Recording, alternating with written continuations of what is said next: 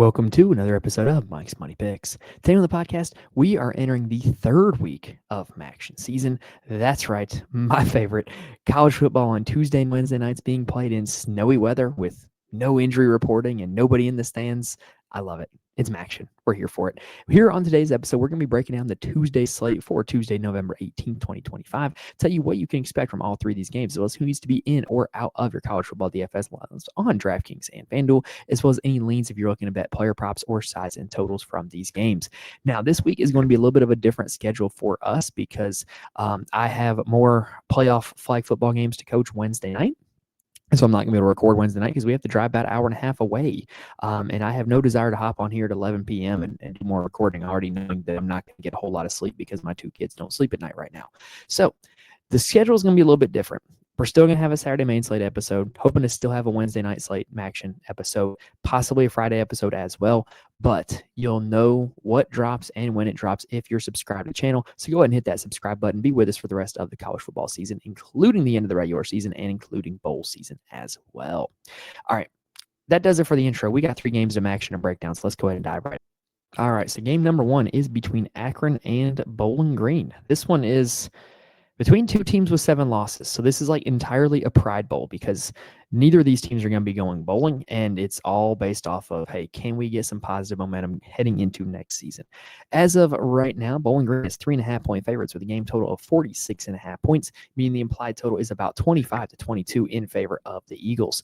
Now, on the Akron side, they have been really profitable to target during MACtion season, especially quarterback Ben Finley. So Akron is one of the most pass-happy teams in the MAC, and Ben Finley has been a beneficiary of it. He's got 4 straight games now over 22 DraftKings points, all in conference play, peaking with 33 last week against Kent State. Here's the only thing that I'm worried about. This is not going to be as good of a game environment as what we've seen from him each of the last 2 weeks. Like his last 2 matchups have been UMass and Kent State, 2 putrid defenses. So I don't think we're going to see the same passing volume. I don't think we're going to see the same passing success.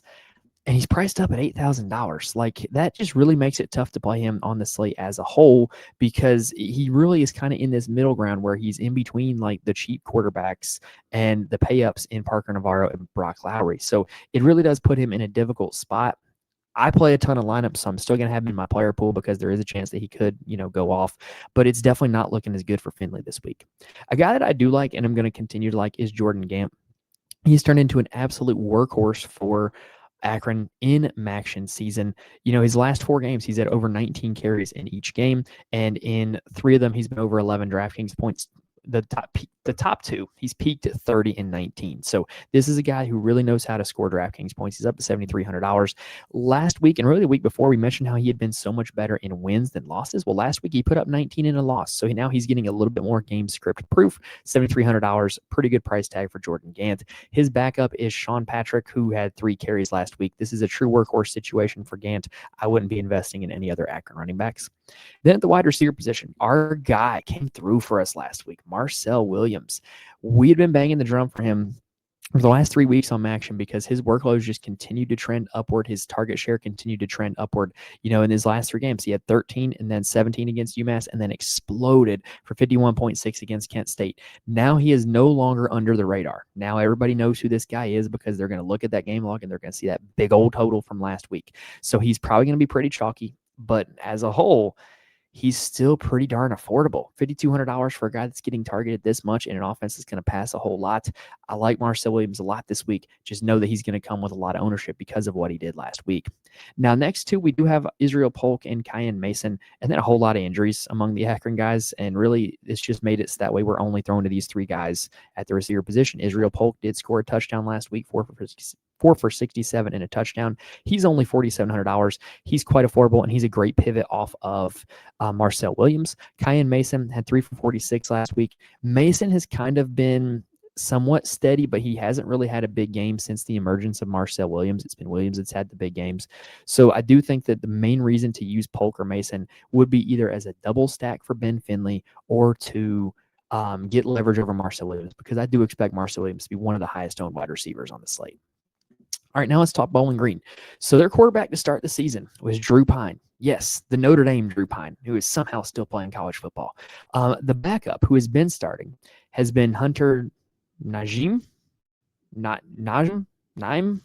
I don't know how you pronounce that. I haven't watched a Bowling Green game with the sound on since he's been the starter. Hunter Naeem, I'm going to say. He's been the starter, and he's been not great, bub. 9 DraftKings points is his peak as a starter. That ain't going to cut it. He's only $6,000, and Akron is a really good matchup, but, like, that is not good. It's just not. It would not shock me if Pine suited up for this game. Pine's up there at $7,000, though, and even he hasn't been great this season, has not had more than 14 DraftKings points in a game. The other guy who has been the starter before, Lucian Anderson, he'd had the most success, but, like, it's because he was a runner, and right now Nime's the starter, and he's not really a runner. It's a mess. The only reason you would want to play Nime if he's the starter is because he's really cheap, and you would get him at a severe ownership discount. Now, the running back position is one of my favorites on the slate for Bowling Green. It's Austin Dendy. So he's only played 3 games, but he has seen elite workhorse usage in these 3 games. 20 carries against Kent State, 18 against Buffalo, 21 against Eastern Michigan. And all of those run defenses are better than what he's going to see this week against Akron. 15, 6, and 30 DraftKings points. Yeah, there's a ton of upside here for Dendy. I think he's one of the best running back plays on the entire slate. Cameron Petaway, the guy that did start the season, is questionable for this game. He apparently was dressed for warmups last week, but did not play. There's a chance he's back and eats into Dendy's workload, but Dendy's been so good. He's been this team's best offensive player. I think there's no reason for them to go away from him here. Dendy, one of the best running back plays on the slate. Now, at the wide receiver position, Bowling Green, stop me if you've heard this one before, their best receiving option is their tight end. But no, it's not Harold Fannin. It is Jaron Johnson. He has consistently been the biggest target earner for this team all season long. Leads the team in targets with 47 through 10 games. That's not great. Like, that's only 4.7 a game. That's not going to be one of the most on the slate. But, like, if you're looking to target somebody from the Bowling Green pass game, there you go. RJ Garcia, the second, is second on the team in targets, but he's kind of cooling off. Like, he hasn't done as well with the backup quarterbacks as he did with Drew Pine, which is, to be expected. And that Finn Hogan and Jacob Harris, 21 targets each on the season. That's barely over 2 a game. That's not great. Personally, I think that this Bowling Green passing game, I think you could totally avoid it. If Pine were to be back, then it'd be somewhat intriguing. But Jaron Johnson would really be the only guy you could target with any kind of confidence on this Bowling Green passing attack.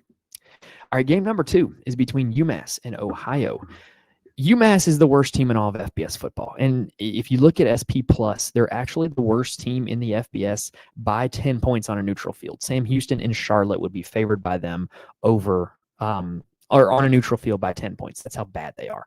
And in this game, Ohio is playing them at home, and they're 32.5 point favorites with a game total of 51.5 points, meaning the implied total is about 42-10 in favor of the Bobcats. And I got to say, that feels about right. Like, that feels like the outcome of this game. UMass just got completely boat raced by Northern Illinois 45-3 after getting boat raced by Akron 44-10. I think 42-10 might be putting it a little bit nicely for Ohio, because I think Ohio is better than both of those teams. AJ Hairston's the starting quarterback for UMass, and he's kind of in the Nime category. Like, he's had 1 game this season in double-digit DraftKings points, and he's been the starter since week 4. So this is not a great profile. He's not much of a runner. Ohio's a better defense than what he's been playing against. I'm probably just going to pass entirely. At running back, Brendan Hood and Rocco Griffin have been splitting carries. Hood had 1 huge game and has done nothing since. Griffin has also had 1 huge game and done nothing since. The problem is this team just gets so far behind very quickly that they're forced into passing the ball to try to catch up, and they're not good at passing the ball. Now, the good news is that when they do pass the ball, they really only pass to 1 guy. All right. Jaquan Gibson has played, thanks to injury this year, has only played in 8 games. In DraftKings game log, he only has 7, but he actually had 1 game where he had a goose egg. He's only played in 8 games, but he has 72 targets in those 8 games. He gets fed the football. You know they're going to be trailing. You know that they're going to be throwing. He's only 4,400. He's had 3 straight games, or 4 straight games, I should say, of 9 DraftKings points or more, 2 of which have been in double digits. And he hasn't scored a touchdown on 48 catches on the season. He's kind of due for one. And you got to feel like if UMass does score in this game, it's going to be Jaquan Gibson.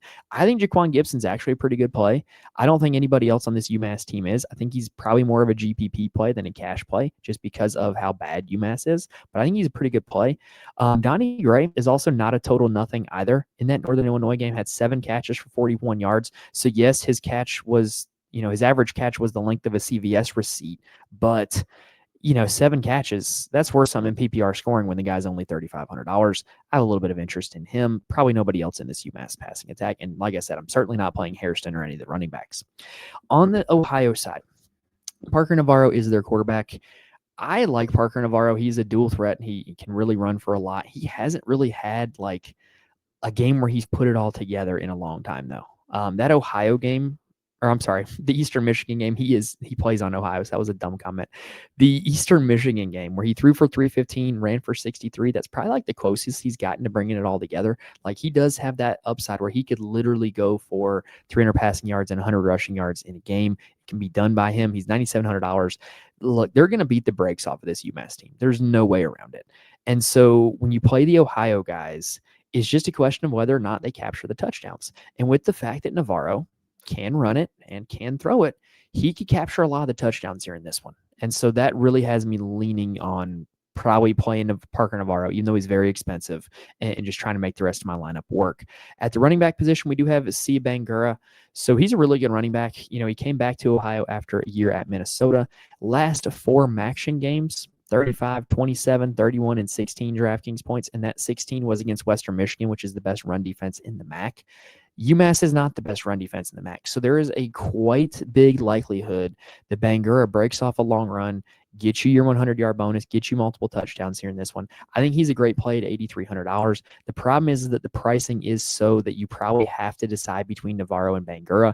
And like I said, with Navarro being able to throw and run, I think it's much more likely that Navarro has a double touchdown game or multiple touchdown game. However, Bangura definitely does have some upside in his own right. I probably wouldn't want to play the two of them together, though.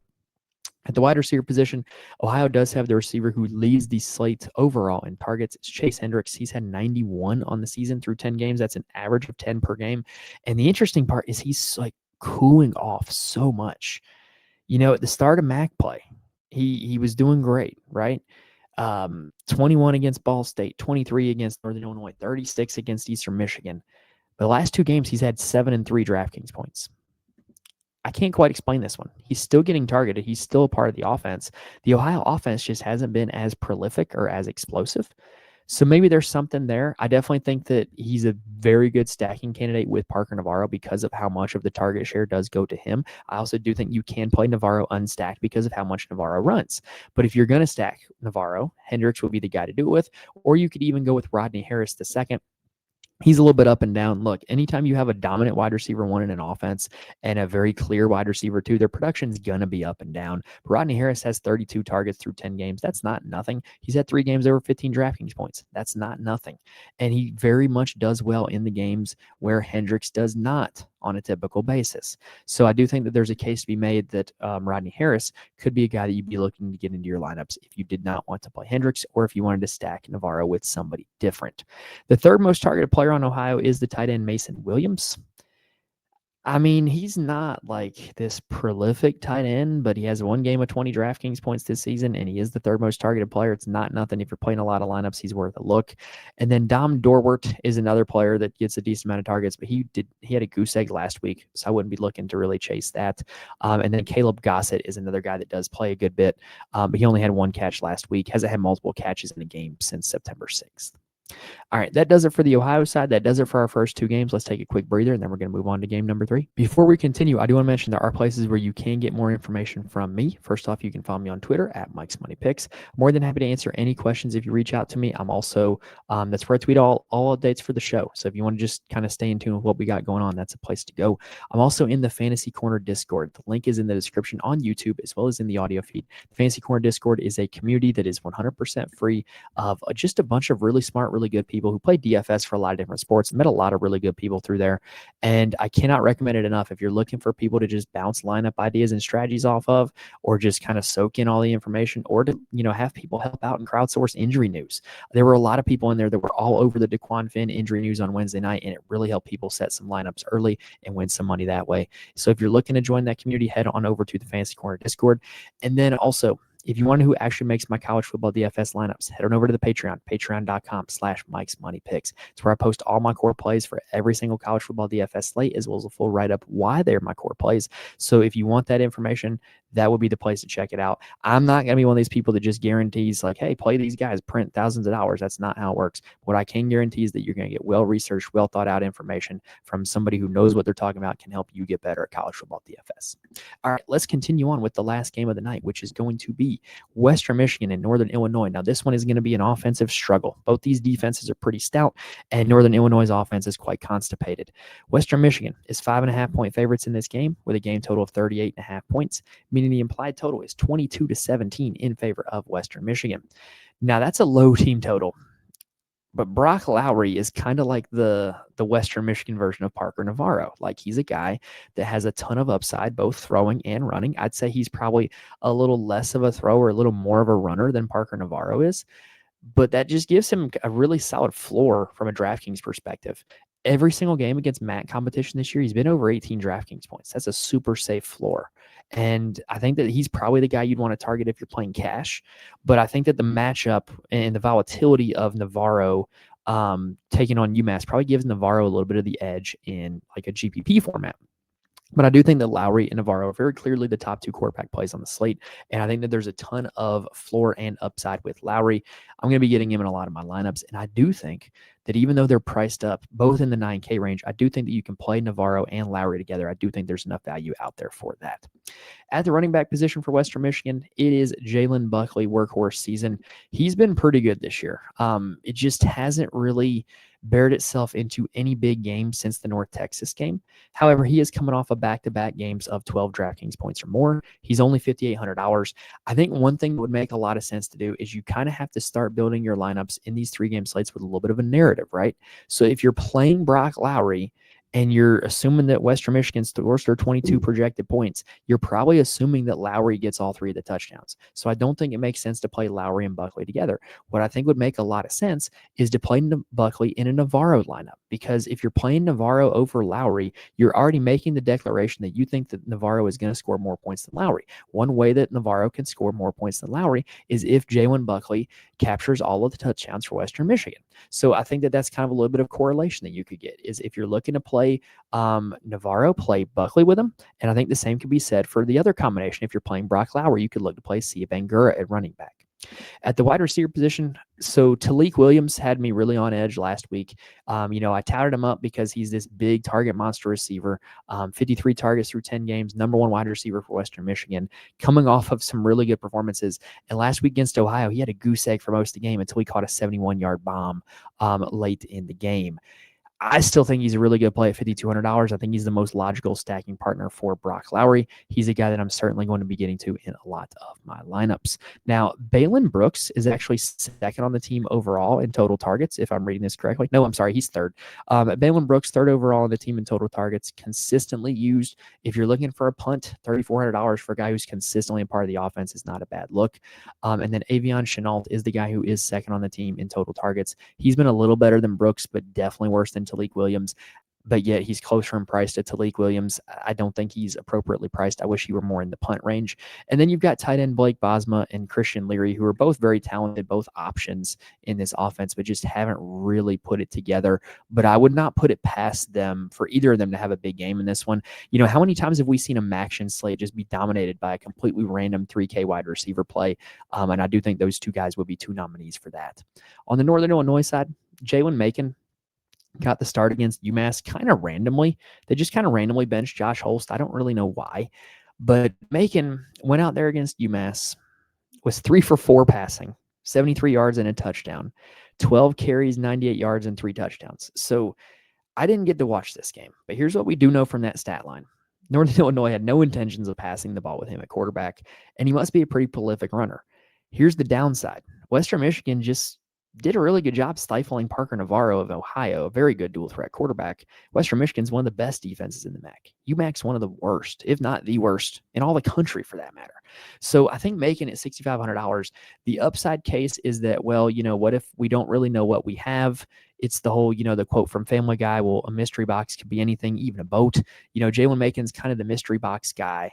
You don't really know what we have here, so there is a case for upside. But what we do know is we're going up against a very good defense with a guy that the profile doesn't appear like they're going to be looking to throw the ball all over the yard with him. So I don't think this is a great look. But again, I see the case for the upside. This slate really has 3 established safe quarterbacks and 3 complete wild cards. MACtion is probably the wild card with the most upside, but yeah, this is just not a great spot. At the running back position, it continues to be a timeshare between Siobhan Wright and Telly Johnson. And here's the problem. Now that MACtion is running the ball, neither of them had a particularly productive day against UMass. Siobhan Wright was okay, I guess, 12 for 86 and only 1 touchdown not used through the air. So he only had 14.6 DraftKings points. That's a little annoying because both these guys have been good plays and they're very reasonably priced. I do think the introduction of MACtion into the offense is not helping either of those 2 guys. I also think that it's not really helping Deary Rogers. Deary Rogers is the number 1 wide receiver for this Northern Illinois team. He's been targeted 58 times on the season. Like, he's a pretty prolific receiver, especially compared to the ones on this slate. But, if MACtion's only going to throw the ball 4 times a game, it's kind of hard to score a lot of points as the number 1 wideout. So Deary Rogers only had 1 catch for 5 yards last week. Just not great, given the circumstances. Gary Givens was the guy that scored the touchdown last week. He's a guy that we've been talking about that's just kind of steadily had a role in the offense ever when he's been healthy. Just hasn't really been healthy consistently. And this passing offense hasn't been very consistent either. And then we did have Ricky Taylor last week, caught the ball 3 times, which led the team. It's not really saying a whole lot. I believe that is. Yeah, that's pretty much the only guys we need to worry about for this Northern Illinois passing attack. Like, if they're not going to throw the ball with MACtion, you don't really need to play wide receivers from their team. All right, that is going to do it for this 3-game Tuesday night MACtion slate. Hopefully we gave you guys all the information you need in order to build some winning DFS lineups for this Tuesday night slate. If we helped you out, hit the like button on YouTube, rate and review if you're listening on audio. I cannot stress enough how much I appreciate when you guys do that and how much it helps the channel when you guys do that. November is a huge time of growth for me with college football peaking, with college basketball starting. So every bit helps, every like, every comment, every review. It just helps a lot. I really do appreciate it. And so if we did help you out today, make sure you do that before you go. Other than that, that's going to do it here for this episode, y'all. As we said, the schedule for this week is going to be a little bit different. But if you're subscribed, you'll know when everything drops. And I promise we're going to drop as much as we can because this is a big week for college football. We only have 2 weeks of the regular season left to go. But all right, y'all, that's going to do it here for us. Best of luck to you guys on this Tuesday night MACtion slate. Thank you guys for watching and listening to this point, and I will see you guys next time.